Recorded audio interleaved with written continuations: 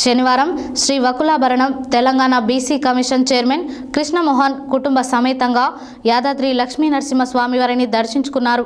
ఈ సందర్భంగా కార్యనిర్వహణాధికారి భాస్కరరావు వారికి ఘన స్వాగతం పలికారు. శనివారం Shri Vakulabharanam Telangana BC commission chairman Krishnamohan కుటుంబ సమేతంగా యాదాద్రి లక్ష్మీ నరసింహస్వామి వారిని దర్శించుకున్నారు. ఈ సందర్భంగా కార్యనిర్వహణాధికారి భాస్కరరావు వారికి దర్శన ఏర్పాట్లు గావించి దర్శనానంతరం శ్రీ స్వామివారి ప్రసాదం అందజేశారు.